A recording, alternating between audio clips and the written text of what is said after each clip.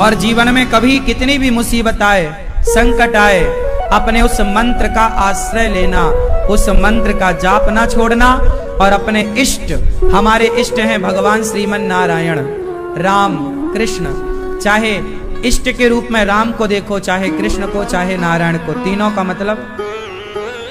तो अपने इष्ट में पूरा भरोसा। जब भी कोई मुसीबत में उलझो, संकट आवे, तो अपने मंत्र का जाप करो, भगवान के आगे हाथ जोड़कर बैठो, अपनी बातें, अपना दुख, अपनी पीड़ा भगवान से कहो, किसी से ना कहना। आंसू बहाना है, भगवान के आगे बहाइए। गारंटी लेता हूं, जो भगवान के आगे रोता है उसे किसी के आगे नहीं रोना पड़ता।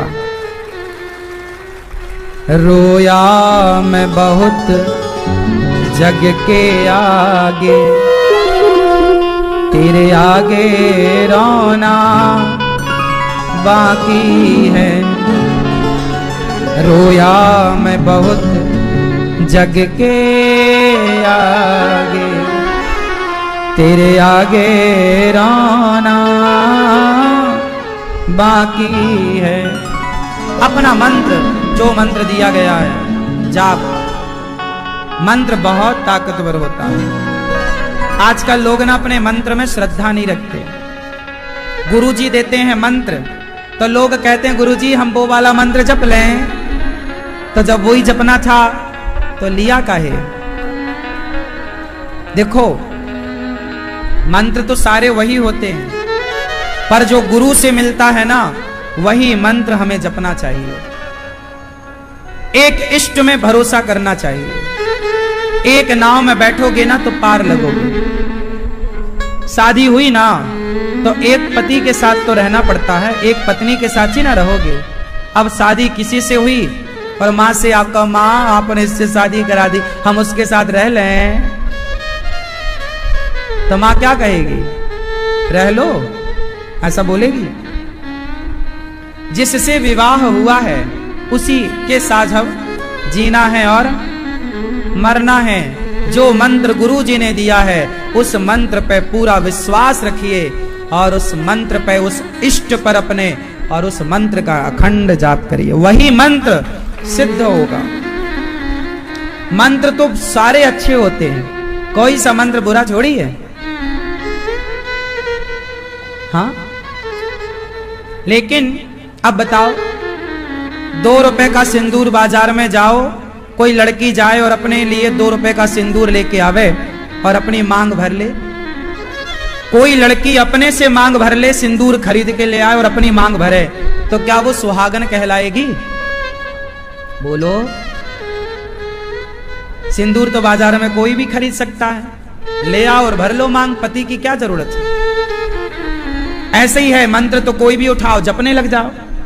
तो जैसे उस सिंदूर का जो लड़की अपने से भरती है उसका कोई मतलब नहीं, ऐसे बाजार से कोई भी मंत्र सुनकर आप जपते हैं, उस मंत्र का कोई मतलब नहीं होता। जैसे सिंदूर जब तक पति ना दे, उसी तरह मंत्र जब तक गुरु ना दे तब तक वो मंत्र मंत्र नहीं है। सिंदूर तब तक सिंदूर कहाँ है जब तक पति ना दे, वरना चुटकी भर सिंदूर की कीमत तुम क्या जानो राजा बाबू। क्यों? सिंदूर तो चुटकी भर है, लेकिन वो चुटकी भर सिंदूर जब तक पति से ना मिले तब तक वो सिंदूर मान्य है? बोलो। उसी तरह जब तक मंत्र गुरु से ना मिले तब तक मंत्र मान्य नहीं। आप जपते रहो, भरते रहो मांग अपने से। हर चीज की एक परंपरा है। अब लोग कहते हैं गुरु क्यों बनाने की जरूरत है? तो मत बनाओ, कौन तुम्हारे पीछे पड़ा है? गुरु के बिना दृष्टि नहीं मिलेगी। आप लोग, वो लोग अंधे हैं आंख होते हुए भी। आप वो लोग अंधे हैं जिन्होंने गुरु मंत्र नहीं लिया, गुरु की शरण में नहीं गए।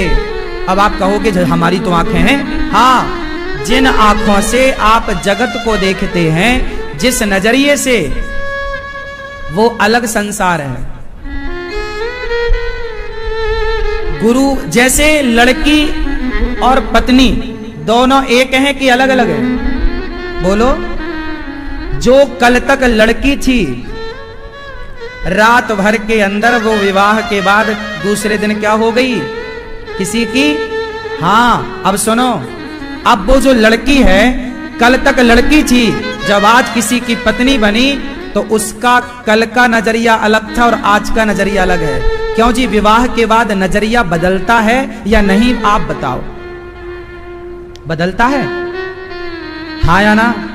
तुम्हारी बेटी विवाह के पहले अलग दिखती है और रात भर के अंदर विवाह के बाद जब वो सजती सवरती मांग भरती और जब पहली बार ससुराल से मायके आती है तो वो अलग स्वरूप में आती है। ये बात सही है कि गलत है? हाँ या ना? क्या बदल गया? उसके हाथ 4-5 हो गए क्या? पांव एक और बढ़ गया क्या? फिर क्या हुआ? दृष्टिकोण बदल गया, स्वरूप बदल गया। गुरु मंत्र के पहले आप तिलक नहीं लगाते थे, शादी के पहले मांग नहीं भरते, मंगलसूत्र नहीं पहनते, पर विवाह के बाद मांग मंगलसूत्र जरूरी है। उसी तरह गुरु मंत्र के बाद तिलक और तुलसी की माला जरूरी है। तिलक लगाया करो, माथा खाली नहीं। सुहागन हो तो मांग भरा करो, सुहागन हो तो मांग माथा खाली है तो अशुभ है। खाली माथा उसका होता है जिसका पति, हाँ, खाली हाथ उसका होता है जिसका पति नहीं होता। पति है तो हाथ में चूड़ी रखो, मांग में सिंदूर रखो, गले पे छोटा ही सही मंगलसूत्र रखो। उसी तरह गुरु मंत्र लिया है तो तुलसी की माला गले पे पहनो, माथे पर तिलक लगाओ। ये धर्म है, ये भक्ति के पथ पर चलने का सही मार्ग है। अब देखो, भक्ति भी मनमानी नहीं होती, शास्त्रोक्त भक्ति होती है, मर्यादामय भक्ति हो, मनमाना आचरण नहीं होता भक्ति में। आजकल लोग समझते ही नहीं। भक्ति तब फलीभूत होगी जब वो आचरण वाली बनेगी। सुनो, भक्ति कौन है, स्त्री या पुरुष? जोर से, भक्ति कौन है, स्त्री या पुरुष? जोर से। हाँ, भक्ति स्त्री है।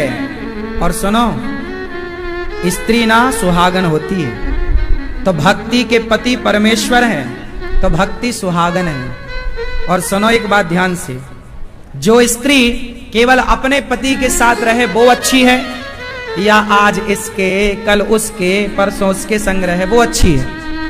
कौन अच्छी है? बोलो। जो केवल अपने, हाँ, भक्ति वो अच्छी है, वो भक्ति पतिव्रता है, जो भक्ति एक ईश्वर में, एक इष्ट में जाकर के लगती है। और आप लोग क्या करते हैं? आज इनका जाप, कल उनका जाप, परसों उनका। कुछ लोग तो गुरुजी से भी तलाक ले लेते हैं। अब ये अच्छे नहीं, हम तो उनको बनाएंगे गुरुजी, है ना? गुरु सारे ही अच्छे होते हैं, कोई गुरु खराब कहां है? हाँ, वो गुरु खराब होते हैं जो ये कहें। अभी एक गुरुजी नकली सुदर्शन चक्र लगाते थे, लेजर का, आपने टीवी पे सुना। तो ऐसे गुरु से सावधान भी रहना है। जो खुद को ही विष्णु कहें, खुद को ही भगवान कहें, जो खुद को भगवान कहने वाले गुरु घंटाल हैं, इनसे तो बचना।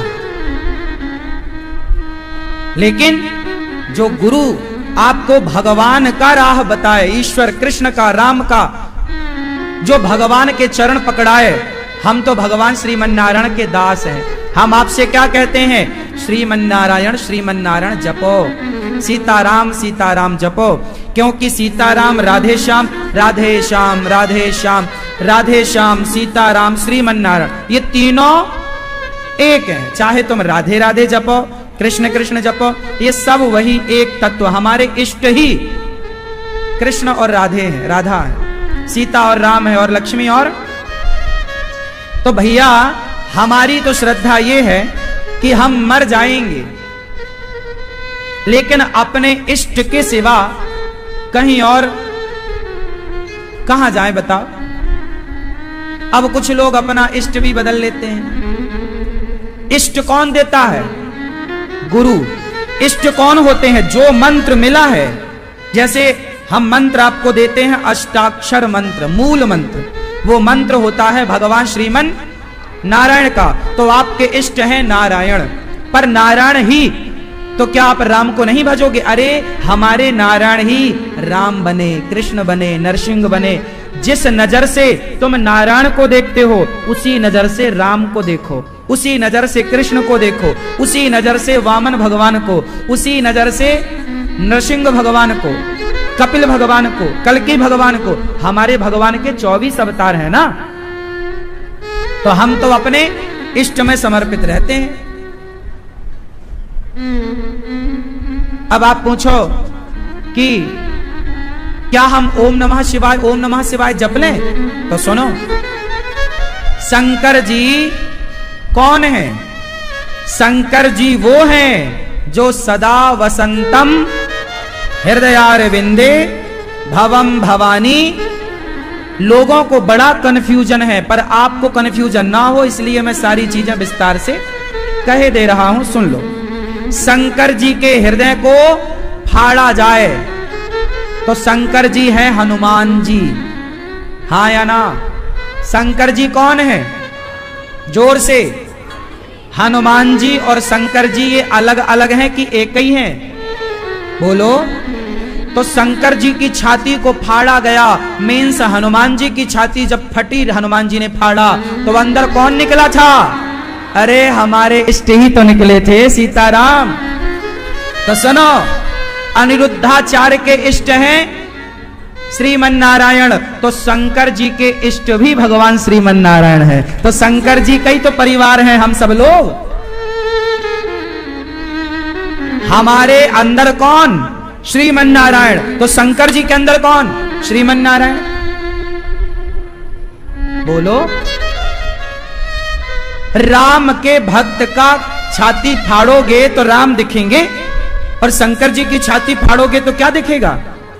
और सुनो, राम के हृदय को फाड़ कर देखा जाए तो राम के हृदय में शंकर जी दिखेंगे। मतलब इनमें कोई भेद, अज्ञान के कारण लोग हरि हरि योर न भेदहा अलग अलग मानते हैं। तो हम जिस भगवान की उपासना, अनिरुद्धाचार्य जिनकी उपासना करता है, उनकी उपासना ही शंकर जी भी उन्हीं की उपासना करते हैं, हनुमान जी भी उन्हीं की उपासना करते हैं, लक्ष्मी माता भी उन्हीं की उपासना करती हैं, नारद जी भी उन्हीं की उपासना करते हैं, मीराबाई ने भी उन्हीं की उपासना करी, रैदास, रसखान, सूरदास, कबीरदास ने भी उन्हीं की उपासना करी। अरे इतने बड़े बड़े तुलसीदास जी, सूरदास जी किसकी उपासना करते हैं? कृष्ण की। मीराबाई कृष्ण की उपासना करती हैं। रैदास किसकी उपासना करते हैं? राम की। गुरु नानक देव जी किसकी उपासना करते हैं? गुरु ग्रंथ साहब में सैकड़ों बार राम नाम आया है, हरि नाम आया है। गुरु नानक देव जी किसकी उपासना करते हैं? राम की। हरि, हरि मतलब भगवान नारायण, उनका नाम हरि है, उनका नाम नारायण है, कृष्ण है, राम है, गोविंद है, गोपाल है। जिनकी उपासना अनिरुद्धाचार्य करता है, उन्हीं की उपासना गुरु नानक देव जी करते थे, उन्हीं की उपासना नारद जी करते हैं, उन्हीं की उपासना शंकर जी करते हैं। अरे भैया, हाथी के पांव के अंदर सबके पांव आ जाते हैं। हम तो उनकी उपासना, हमारे इष्ट भगवान नारायण, वह नारायण। अब बताओ कौन नारायण की उपासना नहीं करता? बताओ। तुम अलग अलग देवी देवताओं, तुम कहते हो ये भगवान पूजा की, अरे भगवान इतने सारे हैं ही नहीं। तुम किसी भी संत का नाम लो, बताओ कबीरदास जी किसका नाम जपते हैं? सुनो, कबीर जी का दोहा सुनाई दे रहा हूं। कबीरा सब जग निर्धना, धनवंता नहीं कोई, धनवंता सोई जानिए, जेखे राम नाम धन होए। कबीरदास जी तो खुद राम नाम के उपासक हैं। रमैनी लिखते हैं कबीरदास जी, राम की रमैनी। ये कौन लिखता है? कबीरदास जी। तो कबीरदास जी जिस राम की उपासना करते हैं, तुलसीदास जी जिस राम की उपासना करते हैं, शंकर जी, हनुमान जी, राम दुआरे, अरे जिस राम का गुणगान गा गा के हनुमान जी कभी थकते नहीं हैं, जिस राम की चरण धूली, जिन राम की चरण रज हनुमान जी धारण करते हैं, हम उन्हीं राम के दास हैं। हमारे इष्ट वही राम है, वही कृष्ण है, वही नारायण है। अभी गौरी गोपाल मंदिर बनेगा, आपने ऊपर देखा, तैयारी कुछ हो चुकी है, अभी बहुत सारी बाकी है। तो बीच में भगवान श्रीमन नारायण रहेंगे, एक तरफ राम दरबार रहेंगे हनुमान जी सहित, और दूसरी तरफ गौरी गोपाल भगवान मतलब राधा कृष्ण रहेंगे। मैं क्या बताऊं, मेरे मन में तीनों स्वरूप बसते हैं। मेरे मन में राम बसते हैं, कृष्ण बसते हैं और नारायण, क्योंकि ये तीनों एक हैं। अब नाम तीन होने से आप कंफ्यूज होते हैं कि किसकी पूजा करें। जैसे अभी थोड़ी देर पहले हम यहां बैठे थे, अब यहां बैठे हैं, शाम को अंदर बैठ के मिलेंगे आपसे, तो हम तीन जगह बैठे, यहां भी बैठे, अभी नीचे भी बैठे थे, सामने भी तो हम ही थे कि कोई अलग था? बोलो, हम ही थे तीन रूपों में, तीन जगह पर, तीन काम के लिए, हाँ या ना? उसी तरह भगवान ही हैं, तीन काम करना है उन्हें। राम बने, मर्यादा को स्थापित करना है तो राम, लीला की स्थापना करना है तो कृष्ण, हिरण्यकश्यपु को मारना है तो नरसिंह। क्या करें, हमें गौशाला भी जाना पड़ता है, गुरुकुल भी दौड़ के जाना पड़ता है, अन्य क्षेत्र में कैसा सब व्यवस्था चल रही दौड़ के वहां भी, तो हम एक हैं, लेकिन सब जगह जाके काम देखना पड़ता है हमें। ऐसे ये संसार भगवान का है, तो जब जब भक्तों पर अत्याचार होता है तो भगवान जा जाके अपना काम देखते हैं। कभी नरसिंह बन के काम देखते हैं, कभी वामन बन के देखते हैं, कभी राम बन के देखते हैं, कभी कृष्ण बन के देखते हैं। हाँ या ना? तो बताओ कितने भगवान होते हैं? आपके इष्ट कौन? बोलो। हाँ, अब कोई कहे कि हमारे इष्ट तो दुर्गा मैया है, काली मैया है, महाकाली, भद्रकाली, कामाख्या, कालिंदी और शारदा है। तो कोई कहे कि हमारी इष्ट तो देवी है, तो सुनो, हम कहते हैं सीताराम। तो सीता कौन है? शक्ति ही तो है। राधे कृष्ण, तो राधा कौन है? काली, महाकाली, वैष्णवी और केला और शारदा, ये क्या राधा तत्व से अलग हैं? लक्ष्मी, हम किसके उपासक हैं? लक्ष्मी नारायण के। तो क्या दुर्गा लक्ष्मी जी से अलग हैं? अरे जब हमने कह दिया कि लक्ष्मी नारायण, तो संसार में जितनी देवियां हैं वो सारी देवियां लक्ष्मी तत्व ही तो है। क्यों जी, नहीं है? बताओ, तुम्हारी माता कौन है? बोलो जोर से। तुम्हारी माता कौन? लक्ष्मी। तुम्हारी पत्नी कौन? तुम कहते हो ना हमारे घर लक्ष्मी, बेटी भाई, कल बेटी हुई तो क्या बोलना, मेरे घर लक्ष्मी आई। हमारे यहां मां के रूप में लक्ष्मी, बहन के रूप में लक्ष्मी, पत्नी के रूप में लक्ष्मी, बेटी के रूप में लक्ष्मी। तो शारदा माता कौन है? क्या लक्ष्मी नहीं है? काली माता कौन है? लक्ष्मी। दुर्गा माता कौन है? अरे संसार की प्रत्येक नारी यदि लक्ष्मी है, तो संसार की प्रत्येक देवी, चाहे काली हो, कामाख्या हो, चाहे दुर्गा हो, सारी लक्ष्मी स्वरूपा है। तो आपने कह दिया श्रीमन नारायण, तो श्री मतलब लक्ष्मी में सारी देवियां आ गई, नारायण में सारे सब कुछ समा गए, 24 अवतार समा गए। तो जब आप श्रीमन नारायण कह लेते हैं तो आप सब कुछ कह देते हैं। जब आप श्रीमन नारायण को प्रणाम करते हैं तो सबको प्रणाम हो जाता है। कंफ्यूजन कुछ बची हो तो बताओ। बचा कुछ नहीं? मैया, ओ मेरी गुलाबी मैया, जा रही हो मेरी माँ?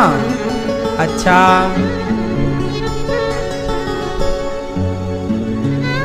हनुमान जी कल लंका गए थे, तो कहां तक पहुंचे थे कल हनुमान जी?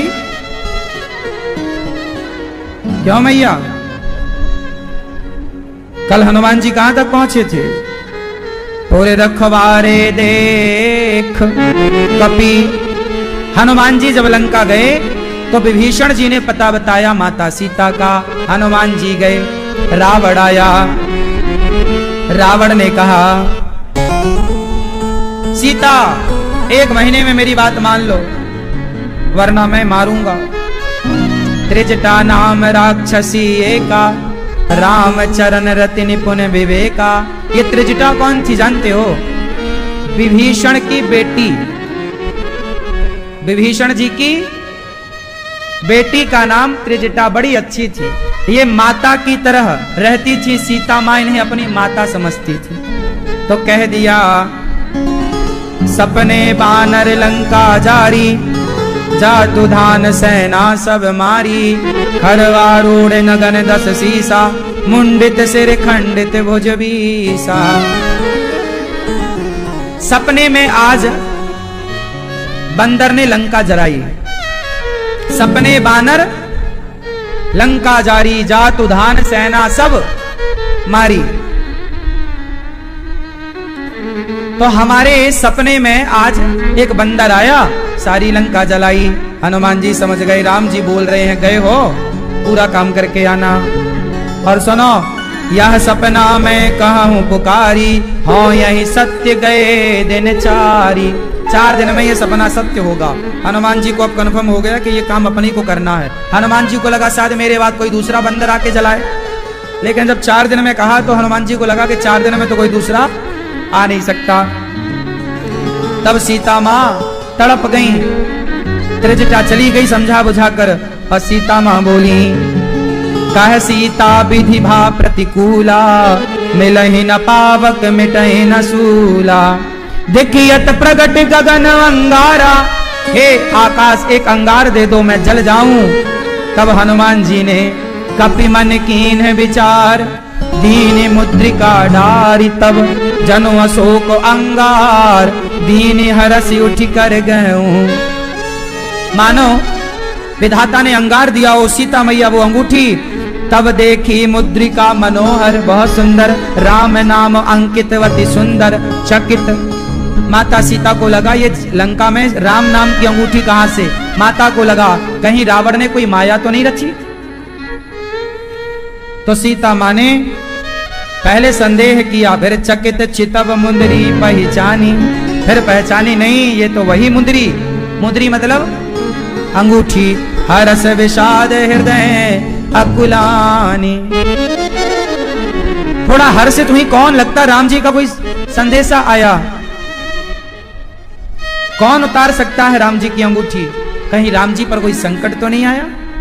तब हनुमान जी रामचंद्र गुण वरने लागा, सुनतहि सीता कर दुख भागा। रामचंद्र जी का गुणगान हनुमान जी करने लगे। तो सुनतहि सीता माता का, जब भगवान का गुण गाया जाएगा तब जीवन से दुख भागेगा। दुख को भगाना है तो राम का गुणगान गाइए, कृष्ण का गुणगान गाइए, वरना ये दुख भागने वाला। आजकल के लोग दुखी बहुत हैं क्योंकि प्रभु का ना गुणगान गाते हैं ना तो सुनते हैं। पहले के लोग कम बजट कम पैसों में भी मस्त थे, भगवान का नाम खूब जपते थे। अब आजकल भगवान के लिए समय कहां बचा लोगों के पास, इसलिए परेशान है। हनुमान जी, सीता मां बोली कौन ये कथा सुना रहा है? हनुमान जी आए, राम दूत में मां तो जानकी सत्य शपथ। अच्छा, राम जी का एक नाम है करुणा निधान। हाँ, करुणा निधान रउआ। राम जी का एक नाम क्या है? जोर से। अच्छा, ये करुणा निधान नाम राम जी को कैसे मिला? जब सीता जी आई, ब्याह हुआ तो राम जी से मिली तो सीता मैया, पति का नाम तो डायरेक्ट नहीं लेना चाहिए, जैसे आपके पति का नाम गजोधर है, माना कि तो आप ये थोड़ी, ए गजोधर, यहाँ हम बहुत प्यार करते, ए गजोधर आई लव यू, ऐसा तो आप कह नहीं सकते। क्यों? तो सीधा नाम नहीं लेना चाहिए। इसलिए ये परंपरा पुरानी है कि पत्नियां कुछ अच्छा मीठा सा नाम अपने पति का रख लेती हैं अपने जानने समझने के लिए। आप लोगों ने रखा कुछ अपने पति का नाम कि ऐसी काम हो जाता है? ए जी सुनिए, मैया आपका कैसे काम हो जाता है? पति का कैसे कैसे बुलाती हो आप? पति को बुलाना है, कैसे बुलाती हो? कौन? पप्पू के पापा? हाँ। फिर कैसे? नाम लेके, ए मनोहर यहां, कैसे कैसे बुलाती हैं आप कैसे बुलाती हैं अपने पति को? हाँ हाँ, तो अभी तो पास में बैठे हैं भाई, हम ऐसे थोड़ी पास में बैठते होंगे, अलग अलग भी जब जाते हैं काम धाम में, तो कैसे बुलाती हैं? आपको बुलाना हो तो बताओ। ऐसे शर्मारी हो जैसे हम आपके जेठ लगते हो।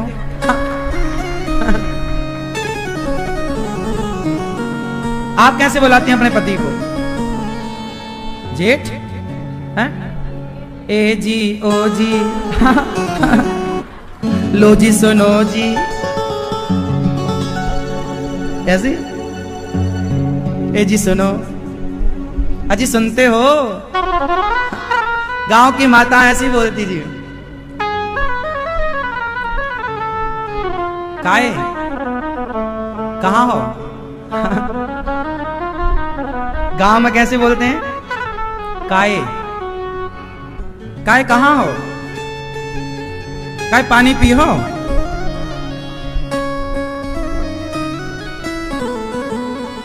और शहरों में कुछ ऐसे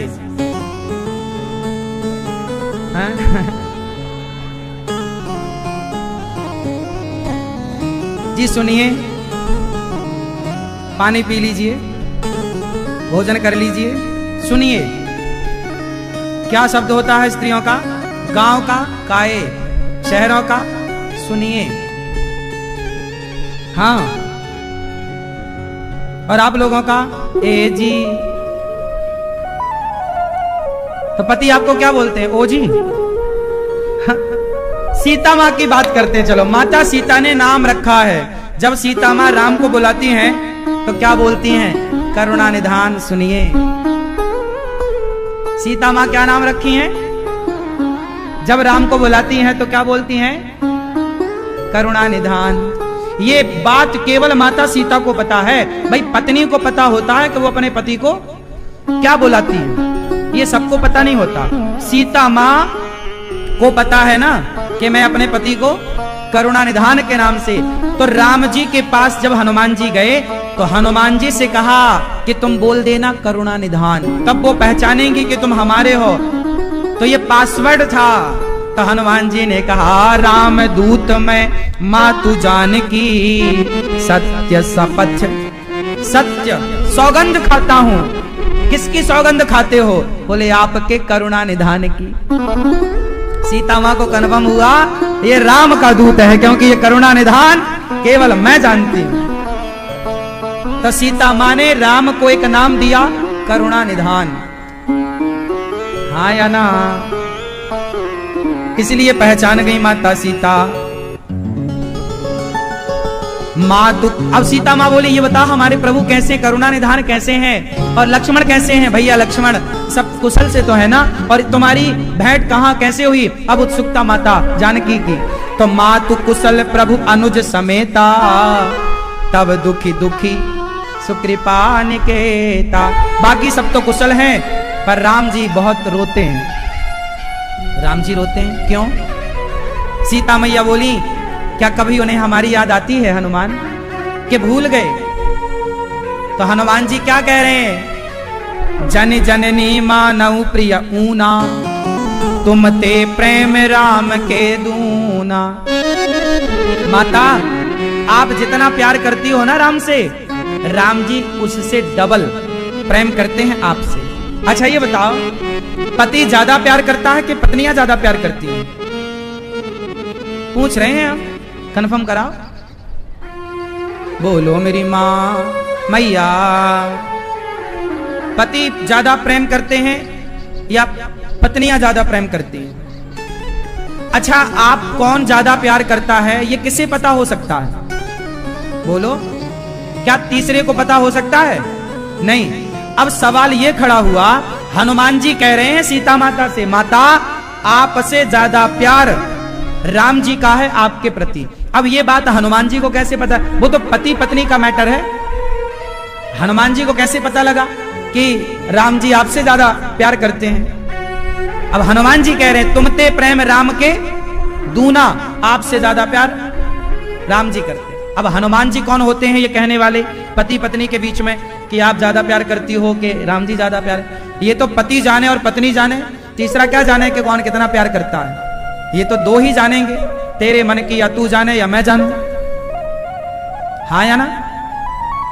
लेकिन हनुमान जी ने दृश्य देखा एक, जब सीता मां के पांव की पायल और जब ये आभूषण फेंका ना माता सीता ने, जब रावण चोरी किया तो विभीषण सुग्रीव ने वो सारे आभूषण दिए, तो राम जी ने जैसे ही सीता मां की पायल और चूड़ा और वस्त्र कुछ जब देखा तो हनुमान राम जी ने छाती से लगाए सीता मां के वस्त्र आभूषण, और ये सीता के वस्त्र आभूषण है, ये आभूषण लगा के रोने लग गए राम। एक बार भी राम जी ने ये नहीं कहा कि ये सीता के हैं या नहीं, सीता के ही हैं। पल भर में वो जान गए, रोने लगे, आभूषण छाती, राम रो रहे हैं, मेरी सीता की ये पायल है, मेरी सीता की ये बिंदिया है, सीता की ये बाजूबंद है।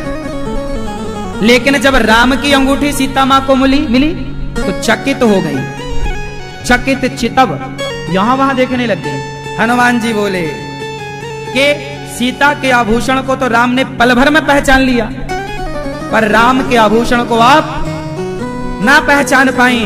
इसका मतलब हुआ कि आपसे ज्यादा प्यार राम जी करते हैं। आपको थोड़ा संदेह है, पर राम को तनिक भी, हाँ, तो तुमते प्रेम राम के दूना। रघुपति कर संदेश अब सुनो जननी धरि धी। अब सीता मां सुनो, हनुमान जी कह रहे मां अब राम जी ने जो मैसेज दिया है, लेटर, जरा वो सुनो क्या लिखा है। तो राम जी क्या लिख रहे हैं? पत्र। कहूं राम वियोग तब सीता, मोह कहूं सकल भय विपरीता। जब से तुम चली गई हो ना सीता, राम जी कह रहे हैं। अब देखो सीता, राम जी ने क्या लिखा है, प्रेम में क्या कहा, वो हनुमान जी पढ़ के सुना रहे हैं। राम जी कह रहे हैं जब से आप गई हो सीता, तब से सब लोग मानो मेरे विपरीत से हो गए, कुछ अच्छा नहीं लगता। नव तरु किस लय मनहु कृसानु, काल निशा समनेसी शशि भानु। ये रात ऐसी, चंद्रमा की शीतल छाया भी ऐसी लगती है जैसे जला डालेगी, तुम्हारे बिना ये रात्रि भी जलाने वाली है। जबकि चंद्रमा की रात्रि कितनी शीतल होती है, लेकिन तुम्हारे बिना, तुम थी तो ये रात बहुत सुहावनी थी, दिन बहुत अच्छे थे, तुम नहीं हो तो ये दौड़ती है खाने को। कुबलय विपिन कुंत बन सरिसा, बारिद तपद तेल जनु बरिसा। और कमलों के वन में भालों के वन के समान हो गए ये कमल। जब मैं कमल को देखता हूं ना, तालाबों में कमल खिले हुए, तो मुझे वो कमल में भी ना भाला दिखता है, तुम्हारे बिना कमल को देखने का भी जी नहीं करता। एक बात बताएं, घर में सब कुछ अच्छा हो ना तो सब कुछ अच्छा लगता है, और घर में थोड़ा खटपट है ना तो कुछ अच्छा नहीं लगता। ये राम से अच्छा कौन जान सकता है। कहूं ते कछु दुख घटी होई, काहि कहो यह जाने न कोई। मैं अपना दुख सीता किससे कहूं। अच्छा एक बात बताएं, जो घर में छोटे लोग होते हैं ना, छोटे मतलब छोटा भाई देवरानी, छोटे, ये लोग अपना दुख बड़ों से कह देते हैं, पर विडंबना बड़ों की होती है। वो अपना बड़ा दुख कहें तो कहें किससे। बड़े को ना सारा दुख का घूंट खुद ही पीना पड़ता है, वो कहे तो किससे कहे। इसलिए एक बात बताएं, बड़ों के सामने भी आप अधिकार से घर का माहौल ऐसा बनाओ कि बड़ा हो या छोटा, उसे कोई तकलीफ हो ना तो रोने दिया कर। आजकल आप लोग एक गलती करते हैं, जो मुझे लगा मैं कह देता हूं। लड़कियां तो रोती हैं और रो के अपना दुख कम करती हैं, स्त्रियां रोती हैं, रो के अपना हल्का कर लेती हैं, पर मर्द जात होती है ना, रोती नहीं है। और रोती क्यों नहीं है कि आप लोग रोने नहीं देते। आप मर्द जरा रोया, अरे औरतों की तरह रो रहा है, चूड़ी पहन लो। क्यों? उसकी कोई भावना नहीं होती, उसको कोई दर्द नहीं होता, उसकी कोई पीड़ा नहीं होती, उसके कोई सपने नहीं होते। क्या उसे प्यार की जरूरत नहीं पड़ती? केवल स्त्रियों को प्यार की जरूरत है, पुरुषों को नहीं। पुरुषों को भी यदि रोने दिया जाए तो अटैक आने कम हो जाएंगे। ये अटैक क्यों आता है? रोते ही नहीं है, सारा दुख भीतर भीतर भीतर। कई बार तो ब्रेन की नसें फट जाती हैं, ब्रेन हैमरेज हो जाता है। क्यों? ज्यादा लोड। इसलिए लड़कों को भी थोड़ा रोने दिया करो, रो करके दुख हल्का करना सिखाओ। यदि वो दुख हल्का नहीं करेंगे तो वो फांसी लगाने का सोचेंगे, वो आत्महत्या करने का सोचेंगे। और यदि रो लेंगे तो दुख बढ़ जाएगा, घट जाएगा। तत्व प्रेम कर मम अरु तोरा, जानत प्रिया एक मन मोरा।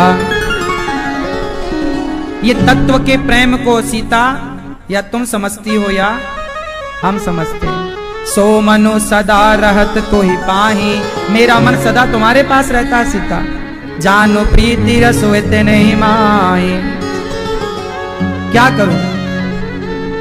हनुमान जी ने कहा, हे माता, कह कपि हृदय धीरे धरु माता, सुमिरु राम सेवक सुखदाता। अब चिंता ना करो माता, बहुत जल्दी आएंगे राम जी और आपको ले जाएंगे। सीता मैया बोली, अच्छा यहाँ पर कुछ लोग कहते हैं कि जब हनुमान जी इतने बलवान थे तो सीता मैया को ले जाते ना राम के पास। अरे भाई, हनुमान जी ने वाल्मीकि रामायण के अनुसार ये प्रस्ताव रखा था कि माता आप कहो तो मैं अभी आपको ले चलता हूं, राम से मिलाता हूं। सीता मैया ने मना कर दिया था। अच्छा एक बात बता, राम हनुमान जी आए थे ना, मैं आपको ले चलता हूं चलो, तो सीता मैया को जाना चाहिए था कि नहीं? उत्तर दो। हनुमान जी कह रहे हैं चलो मैं अभी राम से मिलाता हूं, जाना चाहिए कि नहीं? उत्तर दो। क्यों नहीं जाना चाहिए? सीता मां ने कहा कि रावण भी मुझे चोरी करके लाया और हनुमान जी तुम भी मुझे चुरा कर ले जाओगे, तो फिर रावण में और राम में अंतर ही क्या रह जाएगा? जाओ राम से कहना कि उसने मुझे अपमान पूर्वक, छल पूर्वक हरण किया है, तो धर्म और सम्मान पूर्वक राम मुझे यहां से लेकर के जाएं। सीता मां ने खुद मना किया कि मैं नहीं जाऊंगी। राम जी आए सम्मान के साथ, रावण को पहले मारे और फिर मुझे लेकर जाए। तो सीता मैया बोली कि ये बताओ हनुमान तुम इतने से हो, तो ये राम की सेना में सब इतने इतने हैं क्या? तब हनुमान जी ने कनक भूधरा कार शरीरा, समर भयंकर अति बलवीरा। सीता मन, हनुमान जी ने बड़ा रूप दिखाया। सीता मन भरोसे तब भयऊं, तब सीता को भरोसा हुआ कि हनुमान जी छोटे भी हो जाते हैं और ये बलवान है। अब मैया, सीता मैया, राम जी, हनुमान जी बोले माँ बड़ी भूख लगी है, कुछ खाने पीने का कुछ बंदोबस्त है? सीता मैया बोली नहीं बेटा, तुम आए हो संदेशा दियो, अब जाओ। हनुमान जी बोले नहीं ऐसे नहीं जाएंगे, थोड़ा रावण का बल तो देखें, कितना गहरे पानी में उसका पराक्रम। हमारे दुश्मन को हम झांक कर देखें कि वो कितना शक्तिशाली और कमजोर है, क्योंकि युद्ध जब होगा तो ये बातें काम आएंगी ना। पता होना चाहिए कि आपका शत्रु कितना कमजोर और कितना बलशाली है। तो हनुमान जी ये जानना चाहते थे रावण की कमजोरी क्या है। अब हनुमान जी बोले फल खाना है, बोले बगीचा है, बढ़िया पके पके फल लगे हैं। हनुमान जी गए और फल खाने लगे, और फल खाए तो जो वहां निशाचर थे, ओए बंदर तुम। हनुमान जी बोले खाएंगे, तुम्हारे बाप का है। निशाचर बोले हाँ हमारे बाप का है, तुम्हारे बाप का, हाँ ये संसार हमारी बाप का है, खाएंगे चलो। अब वो बढ़ने लगे तो हनुमान जी ने ऐसे राक्षसों को पकड़ा और ऐसे ऐसे घिस दिया, खत्म। अब तो रावण के पास गए, और महाराज कोई बंदर आया है और सारे बगीचे उजाड़ रहा है, फल खाए सी तरु तोड़े लागा, तोड़ रहा है, पेड़ उखाड़ रहा है, वन उजाड़ रहा है। अक्षय कुमार गया। अक्षय कुमार कौन था? रावण का बेटा। अक्षय कुमार गया हनुमान जी को, ए बंदर क्यों बगीचा उजाड़ रहा है? हनुमान जी ने बोला आप कौन? मैं जानता नहीं, अक्षय कुमार। अच्छा। हनुमान जी को लगा ये तो बड़ा दुष्ट आदमी है। अक्षय कुमार से अंगद जी को बड़ा खतरा था, श्राप था ना कि अक्षय कुमार मारेंगे तो अंगद मर जाएंगे, इसलिए अक्षय कुमार को मार संहारा, मार दिया, लूम लपेट लंक को। अब देखो भैया अक्षय कुमार को मारा और पेड़ उठा उठा के अक्षय कुमार की सेना में फटकने लगे, सब भागे। अब भैया आबा एक बहुत बड़ा बंदर आया है, वो उजाड़ रहा है। तब मेघ चला इंद्रजित अतुलित जोधा, बंधु निधन सुन उपजा क्रोधा। मैया कहां चली? तुम भी जंगल उजाड़ने जा रही हो? अच्छा। हनुमान जी के पास कौन आया? इंद्रजित मतलब मेघनाथ। मेघनाथ आया। मेघनाथ ने ब्रह्म अस्त्र ते ही साधा, कपि मन कीन विचार, जो न ब्रह्म सर माने महिमा मिटे अपार। हनुमान जी ने ब्रह्मास्त्र को प्रणाम किया, स्वीकार किया, बांध कर ले गया, रावण के पास खड़ा हुआ। मेघनाथ देखो पिताजी ये बंदर उद्दंड था, बांध कर लाया हूं। रावण बड़ा प्रसन्न, वाह मेघनाथ तुमने बढ़िया काम। ए बंदर कौन है रे तू? क्यों जंगल उजाड़ा और मेरे सेना को क्यों मारा? हनुमान जी बोले मैंने नहीं मारा। तो किसने मारा? बोले जिन मोही मारा ते मैं मारे। हाँ ये हनुमान जी की बढ़िया बात याद कर लो, कंठस्थ कर लो। आप किसी को मत मारो, आप किसी को मत मारो, पर आपको कोई मारे तो उसे बहुत मारो। ये हमारा सिद्धांत नहीं, हनुमान जी का। आप किसी को मत मारो, पर आपको कोई मारे तो उसे बहुत मारो। जिन मोही मारा ते मैं मारे। भाई हम तो तेरे को नहीं मार रहे थे, तूने मारा। पर प्रसादी ले। हम सहनशील हैं, कायर नहीं हैं। हम हिंदू हैं, हम सहते हैं, पर सहने कर नहीं कि तुम छाती पर चढ़ जाओ। कायर नहीं है, लड़ना भी जानते हैं। यदि माला जपना जानते हैं तो भाला चलाना भी जानते हैं। हनुमान जी राम राम जपते हैं, पर जो राम राम से ना माने तो गदा ले। तै कैसे समझेगा ये बता, बातों से कि लातों से? तो आप लोग भी ये नीति अपनाओ, जो जैसे समझे वैसे समझाओ। हनुमान जी की तरह। क्यों जी, बात सही है? नहीं सही है कि कायर बने रहोगे? हनुमान जी बोले जाके बल लवलेस ते, जितऊं चराचर झारी, तासु दूत मैं जा करी, हरियाने हूं प्रिय नारी। हे रावण सुन, जिसके बल से, एक लव के बल से, जरा से बल से तूने सीता मां का अपहरण किया है, मैं उन्हीं राम का दास हूं जिन राम के बल से दुनिया को बल प्राप्त होता है। रावण बोला अच्छा तुम उनके हो, वो तो अपनी सीता अपनी पत्नी की रक्षा ना कर पाए, तुम्हारी क्या करेंगे? ऐसा लोग कहते हैं कि राम तो अपनी पत्नी की सुरक्षा ना कर पाए, तुम्हारी क्या करेंगे? अरे भाई हनुमान जी बोले कि भगवान है वो, तू हरण करके ले आया है तो राम जी समझते हैं कि तू बच्चा है, मां को लेके गया है, पर तू मां को वापस कर दे, तेरा भला है, वरना तेरा। अब राम कौन है, राम क्या कर सकते हैं, अभी तेरे सामने आएगा। प्रणत पाल रघुनायक, करुणा सिंधु खरार, गए शरण प्रभु राखी है, तब अपराध विसारी। तू शरण में जा। हनुमान जी कह रहे जा शरण में। रावण नहीं गया। रावण बोला मृत्यु निकट आई खल तोई, तेरी मृत्यु आ गई है। हनुमान जी बोले हाँ मृत्यु तो आई है, लेकिन मेरी नहीं तेरी। तो रावण बोला मृत्यु तेरी आई, देख तेरे बगल में खड़ी है। हनुमान जी बोले खड़ी तो मेरे बगल में है, वो तो मेरे से पूछने आई है कि रावण का काम अभी तमाम करना है कि कुछ दिन बाद। अब रावण घबराया। रावण बोला बहुत बोलता है तू, अभी मैं तुझे मृत्यु दंड दूंगा, मार दो। तब विभीषण ने कहा ना, नीति विरोध न मारे या दूता, दूत को नहीं मारना चाहिए। तब हनुमान जी पूंछ पकड़ने लग गए। रावण बोला कपि के ममता पूंछ पर, बंदर की ममता पूंछ पर होती इसलिए तेल लाओ। और तेल बोरी पट बांध पुनी पावक देहु लगाई, आग लगा उसकी पूंछ में। अब हनुमान जी की पूंछ में लोगों ने कपड़ा लपेटा तेल। और भैया गांव में ऐसा उत्सव सा मानो दीपावली आ गई हो, और सारे लोग हनुमान जी को खिलौना बनाए। और हनुमान जी की पूंछ में सारे लोग कपड़ा ला रहे, चंदा, कपड़े का चंदा, तेल का चंदा। और इतना मजा आया लोगों को कपड़ा बांधने में और तेल लाने में। लोग तेल नहीं, अब तो घी लेके आ रहे हैं, देसी घी।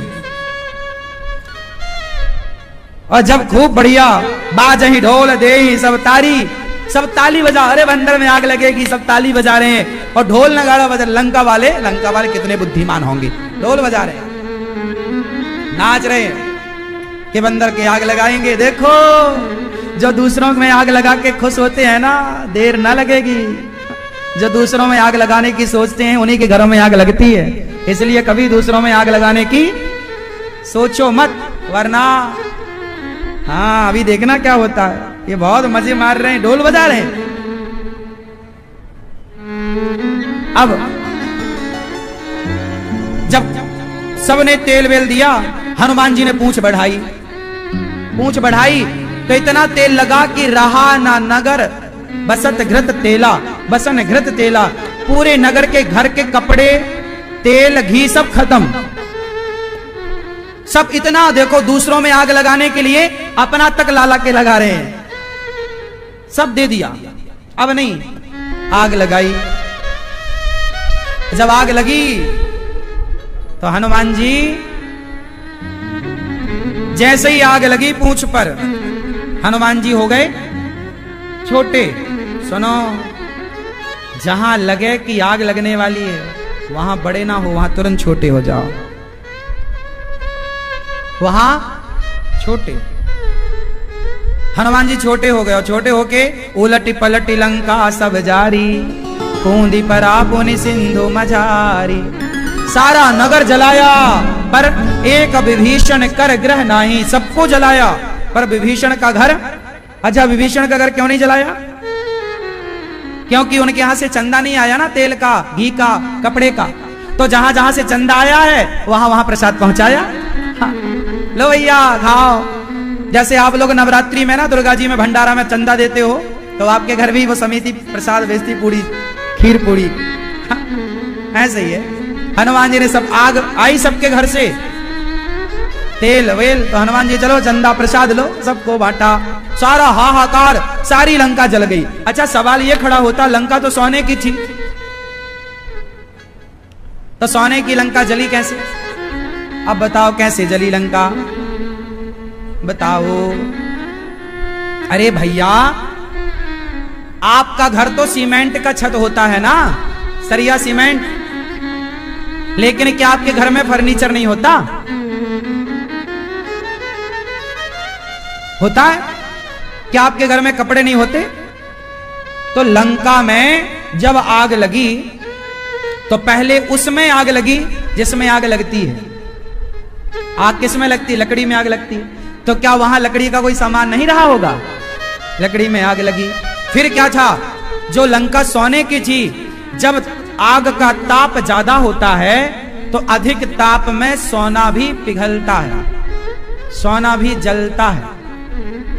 आप कहो तो सोने को हम जला के दिखा सकते हैं। आप किसी सुनार को दो 1 तोला सोना, अच्छा ये बताओ स्वर्ण भस्म आती है बाजार में कि नहीं? जोर से, क्या है ये? बोलो, स्वर्ण को जला कर ही तो स्वर्ण भस्म बनती है। क्यों? वो क्या ऐसे घिस के स्वर्ण भस्म बनती है? स्वर्ण को जलाकर सोना, आप सुनार है क्या यहां पे कोई? अच्छा, आपका सोने का काम है तो सुनार से पूछना कि सोने को अधिक ताप में जलाता ही रहे तो देर सवेर जलेगा कि नहीं? हाँ या ना? भाई जलाकर ही ना स्वर्ण भस्म बनाते हैं, उसका एक प्रोसेस होता है। इस संसार में जो आप कहते हैं ना सोना तो जलता नहीं, तुम लाओ कितना है, हम जलवा के दिखाएं तुम्हें। तुम्हें यदि ये ख्वाब है कि सोना तो जलता नहीं तो कितना है, कितना जलवाना है, लाओ हम जलवाते हैं। अरे भट्टी में डाल दो, वो पिघल के पानी होता है, लिक्विड फॉर्म में आएगा, फिर उसको और ताप दिया जाएगा तो क्या नहीं, जब माटी जल जाती है साहब, जब ज्वालामुखी फटता है ना तो पत्थर पिघलता है, पत्थर जल जाता है। हाँ या ना? अधिक ताप में पत्थर हो, माटी हो तो सोना क्या है? जब लिखा है कि सोना लंका जल गई तो जल गई मतलब जल गई। आप में से किसी को यह संदेह है कि सोना तो जलता नहीं, तो लाना, हम आपको जला के दिखाएंगे। क्यों जलता है सोना? हाँ?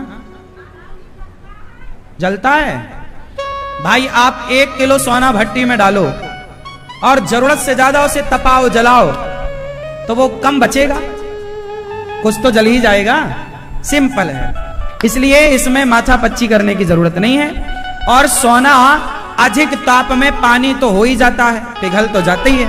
तो हनुमान जी ने लंका जलाई तो सारी लंका जल गई, पिघल करके वो सोना कुछ जला कुछ पिघला, सारी लंका तहस नहस कर दी हनुमान जी ने। पूछ बुझाई खोई श्रम, धरि लघु रूप बहोरी, जनक सुता के आगे, ठाण भयं कर जोरी।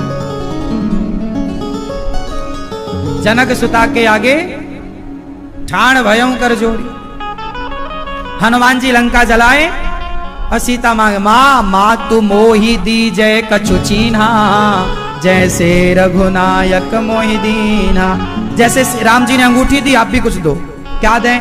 चूड़ामणि उतार तब दयऊं, हरस समेत पवन सुत लयऊं। अब सीता मां ने क्या दिया? चूड़ामणि। यहां जो चूड़ा बालों को समेटने के लिए जो लगाते हैं, क्लेचर बोलते हैं आपकी भाषा, वो रहा होगा, उसमें कोई मणि जड़ी थी, वो माता सीता का था, वो दिया माता सीता ने। चूड़ामणि उतार तब दयाऊं, दे दिया। वो मणि हनुमान जी लेकर चले, छोटे बनकर के गए। अब जब हनुमान जी गए तो विभीषण आए रावण के, ए रावण सुन, देख बंदर आग लगा। अच्छा सुनो, रावण ने फिर अपनी लंका का निर्माण तुरंत कर लिया। रावण कम नहीं था, तुरंत विश्वकर्मा, ए विश्वकर्मा यहाँ लंका जल गई है, तुरंत ठीक करो। बिल्कुल मरम्मत तुरंत, रातों रात ठीक करवाया उसने। रावण पावरफुल था, विश्वकर्मा को रखता था, आओ बनाओ, फिर बन गई। इसलिए कहीं जलने का एक सबूत नहीं था लंका में, उसके तुरंत ठीक करवाया। लेकिन रावण अंदर से डर तो गया। विभीषण जी कह रहे हैं, सुनो, जो आपन चाहे कल्याणा, सो जस सुमति शुभ गति सुख नाना, सो पर नारी लीलारे गुसाई, तजाऊं चौथ के चंद्र की। ए रावण सुन, तूने सीता मां का हरण किया ना, पराई औरत को नहीं देखना चाहिए, वापस कर, नहीं तो लंका, एक बंदर ने लंका जलाई, देख सारे आएंगे तो क्या होगा। अपनी लंका का कल्याण चाहता है, अपनी सेना का कल्याण चाहता है, प्रजा का, तो पराई औरत की तरफ मत देख, लौटा वापस। विभीषण जी ने अच्छी बात कही कि बुरी बात कही? बोलो, क्या अच्छी बात थी? कि पराई औरत को ना देखो।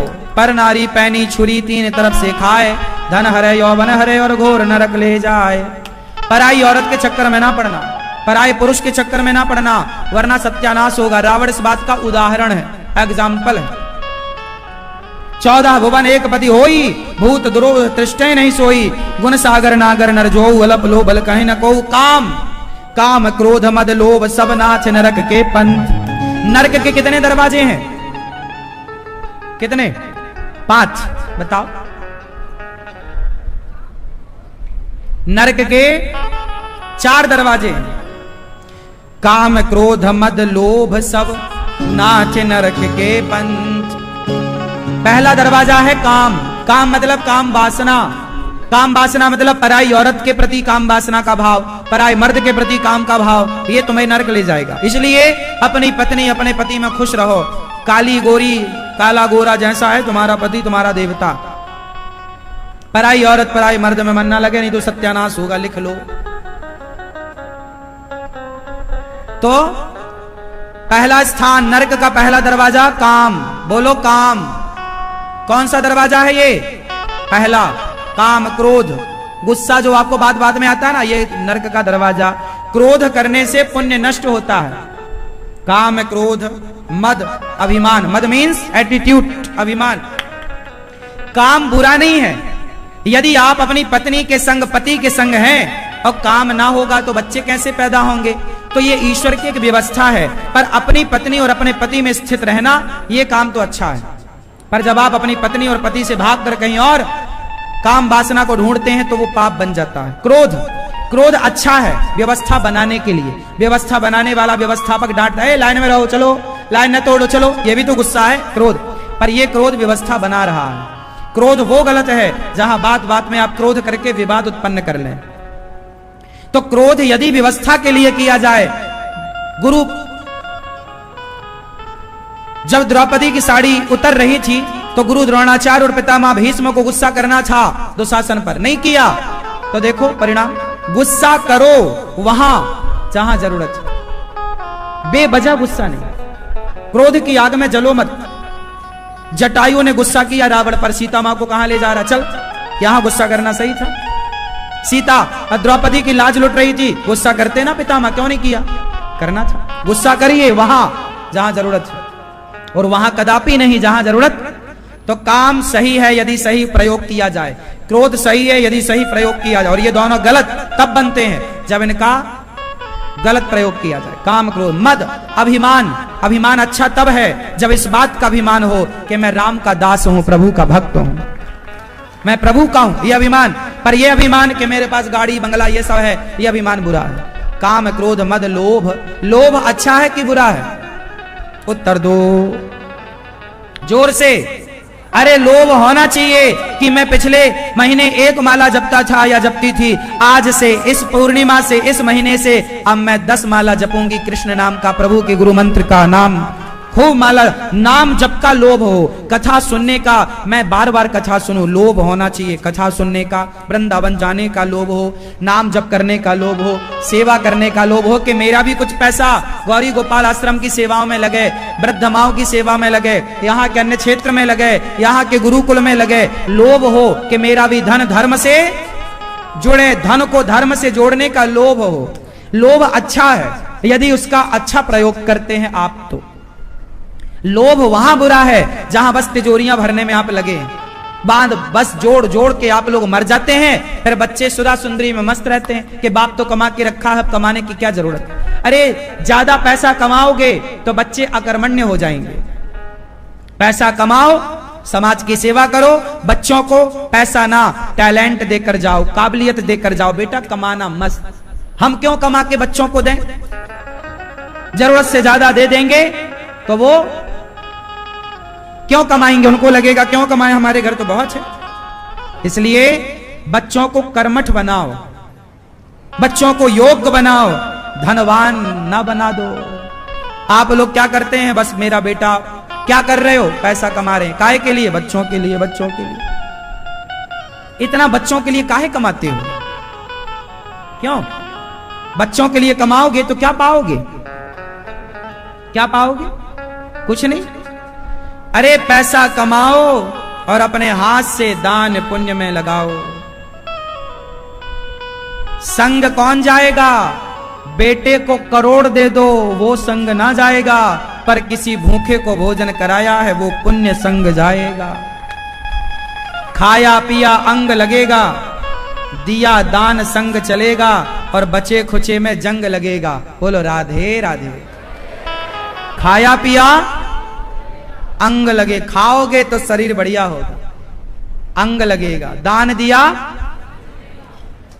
एक सेठ जी को पता लगा कि मैंने जो कमाया है वो सब यहीं रह जाना है, तो उन्होंने घोषणा कराई कि कोई ऐसा व्यक्ति जो ये बताए मैंने इतना कमाया, यदि सब यहीं रह जाएगा तो मतलब क्या, मैं चाहता हूं कि जितना कमाया हूं मेरे संग जाए, तो जो मेरे संग ले जाने की व्यवस्था कराएगा मैं उसे धन बहुत सारा इनाम दूंगा। अब बड़े बड़े ज्ञानी, बड़े बड़े पंडित, बड़े बड़े लोग आए कि भाई आज तक तो सुनो कोई एक रत्ती लेके ना गया, मरने के बाद तो एक रत्ती कोई लेकर, तो तुम क्या ले जाओगे, इसलिए तुम्हें ये सपना छोड़ दो कि तुम जाओगे लेकर, कुछ ना जाएगा, सब यहीं का यहीं धरा रह जाएगा। उस आदमी ने जिद पकड़ ली ना, आप बताओ कि ये कैसे जाएगा। तब एक संत जी आए, नारायण नारायण जपते हुए, श्रीमन नारायण। ए भैया क्या भीड़ लगा रखी है। राजा को सेठ बोला, महाराज मैंने इतना कमाया है, इतना धन दौलत जुटाया, और ये सारे लोग कह रहे हैं कि तेरा यहीं छूट जाएगा। अरे मैंने यहां छोड़ने के लिए कमाया है क्या, ऐसा बताओ कि मैं ले जाऊं। संत जी बोले, अभी बताता हूं, सुन। तू सब क्या क्या लेके जाना चाहता है। बोले, मैं सब कुछ लेकर जाऊंगा, जो मैंने कमाया है मेरे संग जाएगा तब तो मजा आएगा, यहां छोड़ गया तो क्या मजा है। तो संत जी बोले, फिर सुन, ये 100 रुपया है। बोलो हाँ। क्यों, ये 100 रुपए है। बोलो हाँ। संत जी ने कहा, ये बता, ये 100 रुपए भारत का 100 रुपए है, क्या अमेरिका में इसकी वैल्यू 100 रुपए है। बोलो, क्या अमेरिका में इसकी वैल्यू 100 रुपए है, तो कितनी है। ये रुपया, यहां रुपया है 100, अमेरिका में ये रुपया ना चलेगा, वहां डॉलर चलता है। तो क्या करें, इस रुपया को जमा करो और वहां की करेंसी लो, वहां का डॉलर लो, जो वहां चलता है लो। संत जी ने कहा, सेठ जी जब भारत का रुपया भारत के बाहर नहीं चलता तो भारत की संपत्ति भारत के बाहर ईश्वर के घर कैसे चलेगी। और सुन, तू ले जाना चाहता है तो चलेगी, जाएगी, पर कैसे। जैसे रुपए को हमने डॉलर में कन्वर्ट कराया, रुपए को किस में कन्वर्ट कराया, डॉलर में, उसी तरह तू अपनी जितनी दौलत लेकर जाना चाहता है उस संपत्ति को पुण्य में कन्वर्ट करा ले, पुण्य में लगा। जब तू अपनी दौलत किसी भूखे के भोजन में, भूखे की भूख मिटाने, प्यासे की प्यास मिटाने, किसी बेसहारा को सहारा देने, किसी के सिर पे छाया नहीं तो छाया देने में, जब तू सेवा में सब खर्च करेगा तो जितना तूने खर्च किया है वो सब का सब उससे बढ़कर तुझे वहां प्राप्त होगा। वो तेरे संग चलेगा, वो तेरे संग चलेगा। तो आप लोग भी कुछ धन दौलत, कुछ संपत्ति संग ले जाना चाहते हो तो आप भी कुछ पुण्य कर लो, क्योंकि पुण्य ही संग जाएगा। धनानि भूमौ पशवश्च गोष्ठे नारी गृहद्वारी जना श्मशाने देहश्चितायाम पर लोक मार्गे धर्मानुगो गच्छति जीव। कहा, चलो बताओ,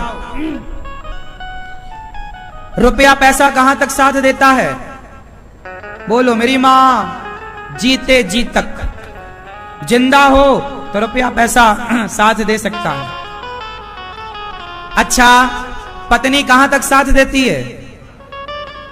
बोलो, कहां, द्वार तक।